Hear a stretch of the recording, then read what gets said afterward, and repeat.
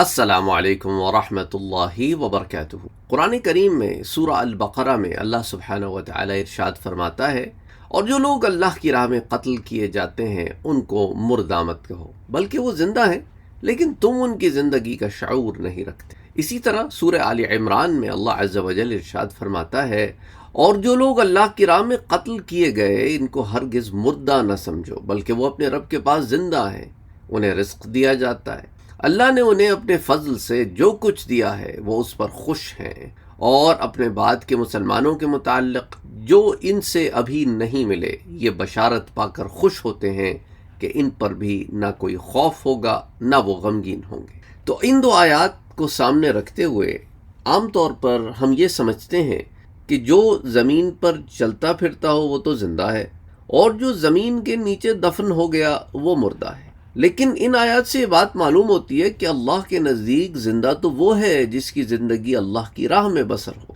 اور وہ زمین کے اوپر ہو پھر بھی زندہ ہے اور زمین کے نیچے ہو پھر بھی زندہ ہے، اور جس کی زندگی کھیل کود اور کفر میں بسر ہو گئی وہ زمین کے اوپر بھی مردہ ہے اور زمین کے نیچے بھی۔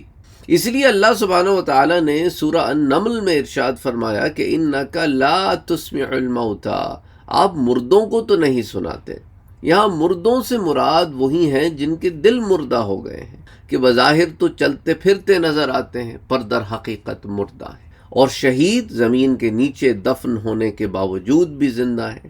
امام رازی سورہ بقرہ کی آیہ نمبر 154 کی شان نزول میں ارشاد فرماتے ہیں کہ حضرت عبداللہ ابن عباس رضی اللہ تعالی عنہ بیان کرتے ہیں کہ یہ آیہ مبارکہ شہدائے بدر کے بارے میں نازل ہوئی۔ جنگ بدر کے دن 14 مسلمان شہید ہوئے تھے، ان میں سے 6 مہاجرین میں سے تھے اور 8 انصار میں سے۔ مہاجرین میں سے جو شہید ہوئے وہ حضرت عبیدہ بن حارث، عمر بن ابی الوقاص، ذو الشمالین، عامر بن نفیلہ، عامر بن بکر اور بہجہ بن عبداللہ تھے۔ اور وہ لوگ جو انصار میں سے شہید ہوئے ان میں سعید بن خیثمہ تھے، قیس بن عبد المنذر، زید بن حارث، تمیم بن حمام، رافع بن معلہ، حارثہ بن سراقہ، معوذ بن عفراء اور عوف بن عفراء۔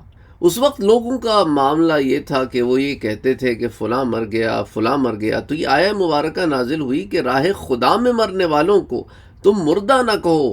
اور اس آیہ مبارکہ کے شان نزول میں ایک اور قول یہ ہے کہ کفار اور منافقین یہ کہتے تھے کہ سیدنا محمد صلی اللہ علیہ وآلہ وسلم کی رضا کی خاطر مسلمان بے فائدہ اپنے آپ کو قتل کرا رہے ہیں، تو یہ آیہ مبارکہ نازل ہوئی کہ جو لوگ اللہ کی راہ میں قتل ہو جائیں انہیں مردہ نہ کہو، وہ تو زندہ ہیں لیکن تم ان کی زندگی کا شعور نہیں رکھتے۔ تو تفسیر کبیر کی جلد نمبر 2 صفحہ نمبر 35۔ اسی طرح اس آیہ مبارکہ میں شہداء کی جس حیات کو بیان کیا گیا ہے اس کے متعلق بھی ذرا بات کرتے چلیں کہ قبر میں جو حیات ہے اس کی پھر کئی اقسام ہیں۔ حیات کی ایک قسم تو برزخی حیات ہے، یہ حیات ہر مومن ہر کافر کو حاصل ہے۔ اب 2 چیزوں کے درمیان حد اور حجاب کو بیسکلی برزخ کہتے ہیں۔ تو برزخ کیا ایک آڑ ہے، اور یہاں برزخ سے مراد موت سے لے کر قیامت تک کا وقت ہے، جیسا کہ سورہ المومنون میں اللہ سبحانہ و تعالی ارشاد فرماتا ہے وَمِن وَرَائِهِمْ بَرْزَخٌ إِلَى يَوْمِ يُبْعَثُونَ، اور ان کے آگے اس دن تک ایک حجاب ہے جس دن وہ اٹھائے جائیں گے۔ اب حیات برزخی پر دلیل یہ ہے کہ کافروں اور فاسقوں پر تو قبر میں عذاب ہوتا ہے اور نیک مسلمانوں کو قبر میں ثواب ہوتا ہے، اور حیات کے بغیر نہ عذاب ممکن ہے نہ ثواب ممکن ہے۔ اچھا، انسان کا جسم تو کچھ عرصے کے بعد گل سڑ جاتا ہے اور ہڈیاں بھی ریزہ ریزہ ہو کر خاک ہو جاتی ہیں، تو پھر عذاب اور ثواب کیا صرف روح کو ہوتا ہے؟ اس میں تحقیق یہ ہے کہ انسان کے بدن کے اصلی جز کو اللہ ہر حال میں قائم رکھتا ہے، اور اس جز کے ساتھ روح جو ہے اس کا ایک تعلق جڑا ہوتا ہے، اور عذاب اور ثواب کا جو معاملہ ہے وہ روح اور بدن دونوں پر ہوتا ہے۔ لیکن دنیاوی احکام کے متعلق وہ شخص جس کی جسم سے روح نکل گئی اسے آپ دنیاوی احکام کے مطابق مردہ کہتے ہیں۔ اچھا، اب آ جائیں بات کہ کیا اولیاء اللہ کی جسمانی حیات کے بارے میں کیا معاملہ ہے۔ تو دیکھیں، اولیاء اللہ کو قبر میں جسمانی حیات حاصل ہوتی ہے، اور اس پر دلیل کیا ہے؟ امام ترمذی حضرت ابو ہریرہ سے روایت لاتے ہیں کہ بندہ مومن جب فرشتوں کے سوال کا صحیح جواب دے دیتا ہے تو اس کی قبر میں 70 یا 70/70 وسعت کر دی جاتی. اب یہ 70/70 جو ہے اس سے کیا مراد ہے اللہ بہتر جانتا ہے. اچھا، اور فرشتے اس سے کہتے ہیں کہ اس عروس یعنی اس دلہن کی طرح سو جا جس کو اس کے محبوب اہل زوج کے سوا کوئی نہیں جو ہے وہ اٹھائے گا، حتیٰ کہ قیامت کے دن اللہ سبحانہ و تعالیٰ اس کو قبر سے اٹھائے گا. جامع الترمذی کی روایت ہے.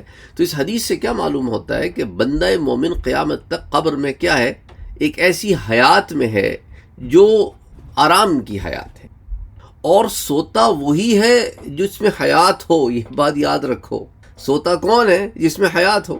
جب انسان رات کو سوتا ہے تو آپ کیا کہتے ہیں؟ اس کو مردہ ہو گیا؟ نہیں، زندہ ہے تو سو رہا ہے نا.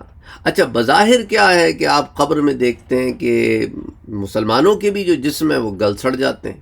اس لیے یہ جو حدیث ہوگی اس کو خواص مومنین یعنی اولیاء اللہ پر محمول کیا جائے گا، اور اولیاء اللہ کی قبر میں حیات کے متعلق بکثرت جو ہے وہ نقول موجود ہے. اچھا، اس ضمن میں دیوبند کے ایک عالم گزرے ہیں رشید احمد گنگوہی. وہ فتاوی رشیدیہ میں لکھتے ہیں، اس کے پیج نمبر 87 کہ اولیاء کرام بھی بحکم شہداء ہیں، اور وہ بھی اس آیہ مبارکہ میں جو سورہ البقرہ کی ہے بل احیاء عند ربہم میں داخل ہے. اچھا، علامہ قرطبی جو ہے آپ بیان کرتے ہیں کہ نبی صلی اللہ علیہ وآلہ وسلم سے روایت ہے کہ ثواب کی نیت سے اذان دینے والا اس شہید کی طرح ہے جو اپنے خون میں لتھڑا ہوا ہو. اگر وہ مر گیا تو اس کی قبر میں کیڑے نہیں پڑیں گے، یعنی وہ مؤذن.